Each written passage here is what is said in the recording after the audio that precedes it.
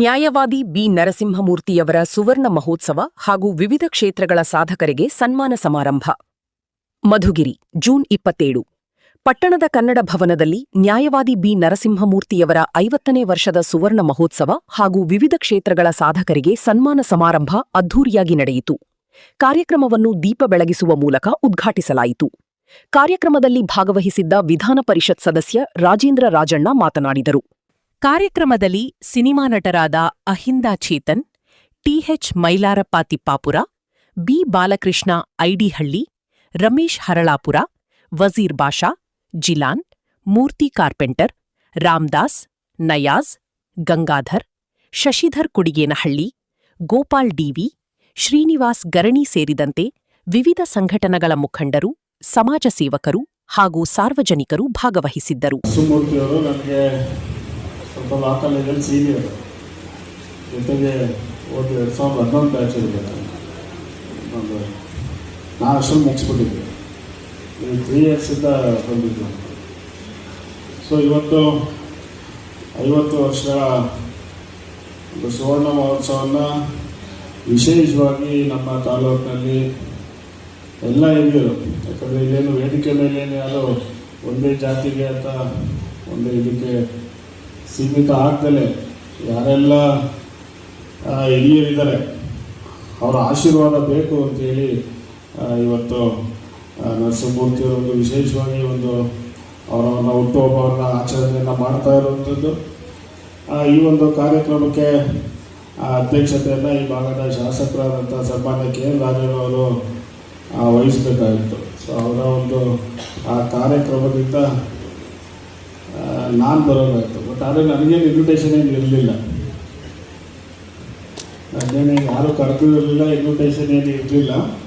ಯಾರು ತಂದೆಯವರು ಇಲ್ಲಪ್ಪ ಹೋಗ್ಬೇಕು ಅಂದರು. ಬಟ್ ಆದರೆ ನರಸಿಂಹಮೂರ್ತಿಯವರು ಮತ್ತು ಕಾರ್ಡ್ ಆಮೇಲೆ ತರಿಸ್ಕೊಂಡು ನೋಡಿದೆ ಯಾರೆಲ್ಲ ಬರ್ತಾರೆ, ಇನ್ನೇನೆಲ್ಲ ನಮ್ಮ ತಾಲೂಕದಲ್ವಾ ಅಂತೇಳಿ ಇವತ್ತು ಕಾರ್ಯಕ್ರಮಕ್ಕೆ ನಾನು ಬಂದಿರುವಂಥದ್ದು. ವಿಶೇಷವಾಗಿ ಈ ಒಂದು ದಿವ್ಯ ಸಾನ್ನಿಧ್ಯ ವಹಿಸಿರುವಂಥ ಪರಮಪೂಜ್ಯರಾದಂಥ ನಮ್ಮ ಶ್ರೀ ಶ್ರೀ ಷಡಕ್ಷರಿ ಮುನಿ ದೇಶಿಕೇಂದ್ರ ಸ್ವಾಮಿಗಳಿಗೆ ಪಾದಗಳಿಗೆ ನಮಸ್ಕರಿಸುತ್ತಾ, ವಿಶೇಷವಾಗಿ ನಾನು ಚೇತನವ್ರನ್ನ ಟಿ ವಿಯಲ್ಲಿ ನೋಡಿರುವಂಥದ್ದು. ನಾನೇನು ಹತ್ತಿರವಾಗಿ ಯಾವತ್ತು, ಯಾಕಂದರೆ ನನಗೂ ಚಲನಚಿತ್ರ ನಟರು ಅಂತ ಹೇಳಿದ್ರೆ ಸ್ವಲ್ಪ ದೂರನೇ. ನನಗೇನು ಫಿಲಮ್ ನೋಡುವಂಥದ್ದು ಏನು ಅಭ್ಯಾಸ ಇಲ್ಲ. ಬಟ್ 24 ಗಂಟೆ ಹಾಡು ಕೇಳ್ತೀನಿ, ಹಾಡು ಮಾತ್ರ ಮಿಸ್ ಮಾಡೋದು. ಸೊ ಚೇತನ್ ಅಹಿಂಸವರು ಇವತ್ತೇ ಒಂದು ಪುಸ್ತಕ ಬಿಡುಗಡೆ ಕಾರ್ಯಕ್ರಮ ಬಂದಿರುವಂಥದ್ದು. ಮತ್ತು ಭಾಳ ಜನ ವೇದಿಕೆ ಮೇಲೆ ಆಸೀನರಾಗಿದ್ದಾರೆ. ಯಾಕಂದರೆ ನಾನು ಎಲ್ಲರ ಹೆಸರು ತಗೊಳಕ್ಕೆ ಹೋಗೋದಿಲ್ಲ. ಡಿಗ್ರಿ ಮಾಡಿರೋದಲ್ಲ, ಅಥವಾ 8-32 ಎಷ್ಟೋ ಡಿಗ್ರಿ ಮಾಡಿರೋದು ಅದು ಮುಖ್ಯ ಆಗಲ್ಲ, ಅಥವಾ ಅವ್ರು 50,000 ಪುಸ್ತಕಗಳು ರಾಜ್ಗೃಹದಲ್ಲಿ ಓದಿರೋದಲ್ಲ.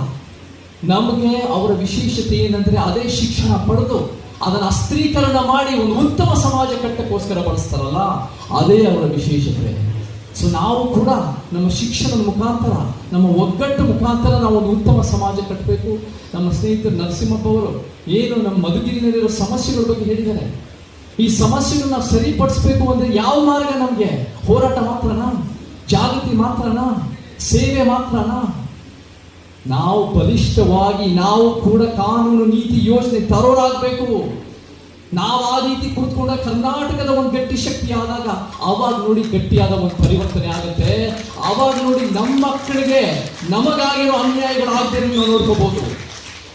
ಇವತ್ತು ನಾವು ಯಾವ ವ್ಯಕ್ತಿ ಮೇಲೆ ನಮ್ಗೇನು ಗ್ರಜ್ಜಿ ಇಲ್ಲ, ಎಲ್ಲ ವ್ಯಕ್ತಿಗಳು ನಮ್ಮವರೇ. ಆದರೆ ಈ ವ್ಯವಸ್ಥೆಯಲ್ಲಿರೋ ಒತ್ತಡಗಳಿಂದ ಜನಪರವಾಗಿ ಕೆಲಸ ಮಾಡೋಕ್ಕಾಗ್ತಾ ಇಲ್ಲ, ಜನರಿಗೆ ನಿಜವಾಗ್ಲೂ ನ್ಯಾಯ ಒದಗಿಸೋಕ್ಕಾಗ್ತಾ ಇಲ್ಲ. ಅದನ್ನು ನಾವು ಪರಿವರ್ತನೆ ಮಾಡಿ ನಾವು ಒಂದು ಗಟ್ಟಿಯಾಗಿ ನಾವು ಕಾನೂನು ರೂಪಿಸೋರಾಗಬೇಕು. ಬಾಬಾ ಸಾಹೇಬ್ ಹೇಳ್ತಾರೆ, ನಮ್ಮ ಜನ ಅಧಿಕಾರಕ್ಕೆ ಬರಬೇಕು ಅಂತಾರೆ. ನಮ್ಮ ಜನ ಅಂದ್ರೆ ಯಾರು? ನಮ್ಮ ಜನ ಅಂದ್ರೆ ಇರಬೇಕು, ಆರ್ಥಿಕ ಪ್ರಜಾಪ್ರಭುತ್ವ ಇರಬೇಕು. ಇದು ಸಾಮಾನ್ಯ ಜನಕ್ಕೆ ಅದು ಮುಟ್ಟಕ್ಕೆ ಹೋಗಲ್ಲ. ಅವೆಲ್ಲ ನಮ್ಗೆ ಅರ್ಥ ಆಗಲ್ಲಪ್ಪ, ನಮ್ಗೇನಿದ್ರು ಸಹ ಯಾರೇನ ಕೊಟ್ರೆ ಅವ್ರಿಗೆ ಜಿಂದಾಬಾದ್ ಹೇಳ್ತೀವಿ ಅಂತ. ಮಧುಗಿರಿ ತಾಲೂಕಲ್ಲಿ ಈ ವಾತಾವರಣ ಹೋಗ್ಬೇಕು. ಮಧುಗಿರಿ ತಾಲೂಕಲ್ಲಿ ನನ್ನಿಂದನೇ ಇದು ಆರಂಭ, ನನ್ನಿಂದ ಅಂತ್ಯನೂ ಅಲ್ಲ, ಏನಿಲ್ಲ. ಹೆಚ್ಚು ಹೋರಾಟ ಅಂದ್ರೆ ಏನು? ನಾವು ಕಳ್ಕೊಂಡಿರೋದನ್ನ ಮತ್ತೆ ಪಡೆಯೋದೇ ಹೋರಾಟ. ಇನ್ನೇನು ಯಾರ ವಿರುದ್ಧ ದ್ವೇಷ, ಅಸೂಯೆ ಇನ್ನೇನೋ ಮಾಡಬೇಕು ಅಂತಹ ಸಂದರ್ಭಗಳಿಲ್ಲ. ನಮ್ಮ PC ಕೃಷ್ಣಾರೆಡ್ಡಿ ಸರ್ ಇದ್ದಾರೆ, ವಕೀಲರ ಸಂಘದ ಅಧ್ಯಕ್ಷರು. ನಾವೆಲ್ಲ ಒಂದು ವೇದಿಕೆಯಲ್ಲಿ ನಾನು ವಕೀಲ ವೃತ್ತಿ ಅಂತ ಏನಂತ ಹೇಳಿದ್ದೀನಿ ಅಂದ್ರೆ, ಹಣ ಗಳಿಸೋದು ಇಲ್ಲ ನನಗೆ ಬಂದಿರ್ತಕ್ಕಂಥ ಕೇಸ್ಗಳನ್ನ ಹೆಚ್ಚು ಮಾಡ್ಕೊಂಡು ಸಂಪತ್ತು ಮಾಡ್ಕೊಳ್ಳೋದು ಅನ್ನೋ ಉದ್ದೇಶ ನಾನು ಇಟ್ಕೊಂಡಿಲ್ಲ. ವಕೀಲ ವೃತ್ತಿ ಅಂದ್ರೆ ಹಲವು ಸಮಸ್ಯೆಗಳನ್ನ, ದೇಶದ ಜ್ವಲಾಂತ ಸಮಸ್ಯೆಗಳನ್ನ, ಕ್ರಿಟಿಕಲ್ ಸಮಸ್ಯೆಗಳನ್ನ, ದಮನಿತರ ಅನುಭವಿಸ್ತಕ್ಕಂಥ ವ್ಯಕ್ತಿಗಳನ್ನ ಕಾನ್ಸ್ಟಿಟ್ಯೂಷನ್ ಬದ್ಧವಾಗಿ, ಸಂವಿಧಾನಬದ್ಧವಾಗಿ ಅವರಿಗೆ ಸಂವಿಧಾನದ ಆಶಯ ಪೂರ್ವಕವಾಗಿ ನಡ್ಕೊಳ್ತಕ್ಕಂಥದ್ದೇ ವೃತ್ತಿ ಅಂತ. ವಿವಿಧ ಸಮಾಜ ಸೇವೆಗಳನ್ನ ವಕೀಲರು ಮಾಡ್ಬೋದು. ವಕೀಲ ವೃತ್ತಿನೇ ಮಾಡ್ಕೊಂಡು ಜೀವನ ಸಾಗಿಸ್ಬೇಕಾಗಿಲ್ಲ. ನಮ್ಮ ಹತ್ರ ಬರ್ತಾರೆ, ನಮ್ಗೆ ಹಂಗೆ ಹಿಂಗೆ ನಮ್ಗೆ ಅನ್ಯಾಯ ಆಗಿದೆ ಅಂತ ಅವ್ರು ಸ್ವಂತನ ಹೇಳ್ಬೇಕು, ಅವ್ರಿಗೆ ಮೋಟಿವೇಶನ್ ಮಾಡಬೇಕು, ಒಂದು ಮುಖ್ಯವಾಹಿನಿಗೆ ಬರಬೇಕು. ಅಲ್ಲಿ ಜಾತಿ ನೋಡಬಾರ್ದು. ಜಾತಿ ನೋಡಿ ಅವನು ವಕೀಲನೂ ಅಲ್ಲ, ಜಾತಿ ನೋಡಿ ಪಾಠ ಮಾಡೋನು ಮೇಷ್ಟ್ರು ಅಲ್ಲ. ಇವೆಲ್ಲವೂ ಹೊರತುಪಡಿಸಿ ಮಾತಾಡಿದಾಗ ಈಗ ನಮ್ಮ ಐಡಿಯಾದಿಂದ ನಮ್ಮ ರೆಡ್ಡಿ ಸಮಾಜದವರು, ಒಕ್ಕಲಿಗರ ಸಮಾಜದವರು, ನಮ್ಮ ಎಲ್ಲ ಜಾಸ್ತಿ ಸವರ್ಣೀಯ ಸಮಾಜದವರು ಅಂತಂದ್ರೆ ವರ್ಣ ವ್ಯವಸ್ಥೆಯನ್ನು ಒಪ್ಪಿರ್ತಕ್ಕಂಥವ್ರು. ಅಂದ್ರೆ ಸವರ್ಣೀಯರಂದ್ರೆ ಇನ್ನೇನು ಇಲ್ಲ.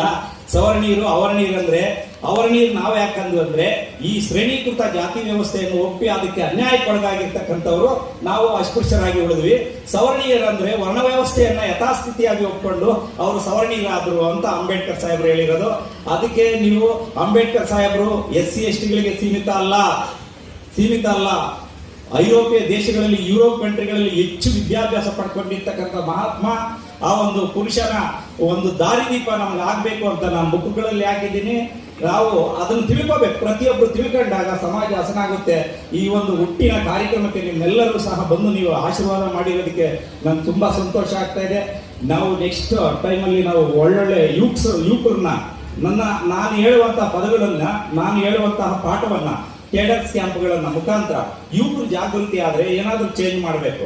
ಅವನು ಹಿಂಗೆ, ಇವ್ನು ಹಂಗೆ, ಅದು ಇದು ಅಂತ ನಾನು ಮಾತಾಡಬಾರ್ದು. ಹಿರಿಯರ ಆಶೀರ್ವಾದದೊಂದಿಗೆ ಯುವಕರು ಮೋಟಿವೇಶನ್ ಆಗಿ ದೇಶದ ಸಂವಿಧಾನ ಆಶಯವನ್ನ ಪೂರೈಸ್ತಕ್ಕಂಥ ವ್ಯಕ್ತಿತ್ವ. ಮತ್ತು ನಾವು ಯಾಕೆ ದರಿದ್ರರಾಗಿದ್ವಿ, ನಾವು ಯಾಕೆ ಧನವಂತರಾಗಿಲ್ಲ, ನಾವು ಯಾಕೆ ಇದರಾಗಿದ್ವಿ ಅಂದ್ರೆ ವ್ಯವಸ್ಥೆಯನ್ನ ದೂಷಣೆ ಮಾಡೋದಲ್ಲ. ನಮ್ಮ ಸಮಾಜದಲ್ಲಿ ಕ್ರಿಯಾಶೀಲತೆ ಇಲ್ಲದೆ ಇರೋದು, ಕ್ರಿಯಾಶೀಲತೆಯಿಂದಾಗಿ ನಾವು ದರಿದ್ರರಾದ್ವಿ, ನಾವು ಅಸಮಾನತೆಗೊಳಪಟ್ವಿ. ಎಲ್ಲರೂ ಬಡವರು ಇದ್ದಾರೆ, ಅಹಿಂದ ಇದ್ದಾರೆ, ಹಿಂದುಳಿದ ವರ್ಗಗಳಿದ್ದಾರೆ, ದಲಿತ ಸಮಾಜದವರೇ. ಯಾಕೆ ನಾವಂದ್ರೆ ನಾವು ಕ್ರಿಯಾಶೀಲತೆ ನಾಶ ಮಾಡ್ಕೊಂಡಿದ್ದೀವಿ. ಮಾಡ್ಕೊಂಡ್ರೆ ಅವ್ನು ಮಾಡ್ಕೊಂತಾನೆ, ಅವ್ನ ಮನೆಗೆ ಬರ್ತೈತೆ, ನಾವೇನು ಹೋಗ್ಬೇಕಲ್ಲಿಗೆ, ಆದ್ರೆ ಆಗುತ್ತೆ. ಸರ್ಕಾರಗಳು ರಚನೆ ಮಾಡ್ಕೊಳ್ತದೆ. ಎಲೆಕ್ಷನ್ ಟೈಮ್ ವೋಟ್ ಹಾಕಿದ್ರೆ ಸಾಕು. ಈ ಭಾವನೆಯನ್ನ ಬಿಟ್ಟು ನಾವೆಲ್ಲರೂ ಸಹ ನಮಗೆ ಓಟನ್ನ ತಂದುಕೊಂಡಿರ್ತಕ್ಕಂಥ ಪರಮ ಪೂಜ್ಯ ಡಾಕ್ಟರ್ ಅಂಬೇಡ್ಕರ್, ಯಾರನ್ನ ಹೇಳ್ತಾರ ಅಂಬೇಡ್ಕರ್ ಸಾಹೇಬರು ಓಟ್ ತಂದು ಕೊಟ್ರು ಅಂತ? ಯಾವ್ದನ್ನ ಪುಸ್ತಕಗಳಲ್ಲಿ ಇದಾವ? ಚುನಾವಣೆ ಆಯೋಗ ಹೇಳುತ್ತಾ ಬಾಬಾ ಸಾಹೇಬ್ ಅಂಬೇಡ್ಕರ್ ಇಂದ ಓಟ್ ಬಂದಿರ್ತಕ್ಕಂಥದ್ದು ಸಾರ್ವತ್ರಿಕ ಮತ ಅಂತ ಹೇಳಲ್ಲ. ಅದನ್ನ ನಾನು ಹಂಚ್ಕೋಬೇಕು ಅಂತ ಬರ್ತಡೇ ವೇದಿಕೆ ಮಾಡಿದೆ. ದಯವಿಟ್ಟು ಯಾರು ಅನ್ಯತಾ, ನಮ್ಮ ಸಹಪಾಠಿಗಳು ಇದ್ದಾರೆ ಇನ್ನೂ ಹೋರಾಟಗಾರರು, ಅವ್ರು ಅನ್ಯತಾ ಭಾವಿಸ್ತಾರೆ. ಏನು ಜಡ್ಪಿ ನಿಲ್ಲಕ್ಕೋ ಟಿಪಿ ನಿಲ್ಲಕ್ಕೋ ಪ್ರಾಣ ಮಾಡವನೆ ಅಂತ. ಅದು ಅನ್ಯತಾ ಸುಳ್ಳು. ನನ್ನ ಚಿಂತನೆ ಈ ತರ ಇದೆ. ನಾನು ಇನ್ನು ಮುಂದಿನ ದಿನಗಳಲ್ಲಿ ಇನ್ನು 50 ವರ್ಷ ಆಯ್ತು, ಇನ್ನು 50 ವರ್ಷದಲ್ಲಿ ಇಲ್ಲ, ನಮ್ಮ ಶಕ್ತಿ ಇರೋವರೆಗೂ ಏನ್ ಮಾಡ್ಬೇಕು ಅಂದ್ರೆ ಕ್ಯಾಂಪಸ್ ಅನ್ನ ಮಾಡಿ ಜಾಗೃತಿಯನ್ನ ಮೂಡಿಸ್ಬೇಕು. ಜನರಿಗೆ ಜಾಗೃತಿ ಬಂದ್ರೆ ಬದುಕ್ತಾರೆ, ಅವರಷ್ಟಕ್ಕೆ ಅವರು ಬದುಕ್ತಾರೆ ಅಷ್ಟೇ. ನಾವು ದುಡ್ಡು ಕೊಟ್ಟರು ಸಹ, ಇನ್ನೊಂದು ಕೊಟ್ಟರು ಸಹ ವೇಸ್ಟ್ ಆಗುತ್ತೆ ಅಂತ ಹೇಳ್ತಾ, ನಿಮ್ಮೆಲ್ಲರ ಆಶೀರ್ವಾದ ವೇದಿಕೆಯಲ್ಲಿ ಎಲ್ಲ ಹಿರಿಯರಿದ್ದಾರೆ, ಎಲ್ಲರೂ ಸಹ ನನಗೆ ಆಶೀರ್ವಾದ ಮಾಡಿದ್ದಾರೆ. ಈ ಸಂದರ್ಭದಲ್ಲಿ ಈ ಒಂದು ಸಾಂದರ್ಭಿಕ ಸನ್ನಿವೇಶ, ಈ ಒಂದು ಘಟನೆ ಇದೆಯಲ್ಲ, ಇದು ನನ್ನ ಜೀವನದಲ್ಲಿ ಎಂದೂ ಸಹ ಅಳಿಸಲಾರದಂತಹ ಒಂದು ಘಟನೆ. ನಿಮ್ಮೆಲ್ಲರಿಗೂ ಕೃತಜ್ಞತೆಯನ್ನ ಬಯಸಿ ವೇದಿಕೆಯಲ್ಲಿ ಎಲ್ಲರ ಹೆಸರು ಹೇಳಿದ್ರು ಆಗಲ್ಲ. ಮತ್ತೆ ತಾಯಂದ್ರು, ಮತ್ತೆ ಅಣ್ಣ ತಮ್ಮಂದ್ರು ಈ ಸಂದರ್ಭದಲ್ಲಿ ಇಷ್ಟೊಂದು ಪೇಸೆನ್ಸಿ, ಒಬ್ಬ ಮಿನಿಸ್ಟರ್ ಇದ್ರು, ಒಂದು MLA ಇದ್ರು, ಇಷ್ಟು ಕುತ್ಕೊಂಡಲ್ಲ, ಎದ್ದು ಹೋಗ್ತಾ ಇರ್ತಾರೆ, ಬರ್ತಾ ಇರ್ತಾರೆ. ನಾನು ನೋಡ್ತಾ ಇದ್ರೆ ಎಷ್ಟು ಸೈಲೆಂಟ್ ಆಗಿ, ಎಷ್ಟು ಕೇಳ್ತಾ ಇದ್ದಾರೆ ಒಂದು ಇದು. ನನಗೆ ನಿಮ್ಮನ್ನೆಲ್ಲರೂ ನೋಡಿ ಇನ್ನೂ ಸಹ ನನಗೆ ಏನಾದರೂ ಒಂದು ಶಕ್ತಿ ಬಂದಂಗಾಗಿದೆ. ಮುಂದೆನೂ ಸಹ ನಾನು ಈ ಕಾರ್ಯಕ್ರಮಗಳಲ್ಲಿ ಭಾಗವಹಿಸಿ ನನ್ನನ್ನು ನಾನು ತೊಡಗಿಸ್ಕೋಬೇಕು ಅಂತ ನನಗೆ ಅರ್ಥ ಆಗಿದೆ. ನಿಮ್ಮೆಲ್ಲರ ಆಶೀರ್ವಾದವನ್ನು ಕೋರ್ತಾ ಇನ್ನು ಮುಂದೆನೂ ಸಹ ನನಗೆ ಸಹಕಾರ ಕೋರ್ತಾ ಇದು ಎಲ್ಲರಿಗೂ ಸಹ ನಮಸ್ಕರಿಸುತ್ತಾ ನನ್ನ ಮಾತನ್ನು ಮುಗಿಸ್ತೀನಿ. ಎಲ್ಲರಿಗೂ ನಮಸ್ಕಾರ. ಜೈ ಭೀಮ್, ಜೈ ಭಾರತ್.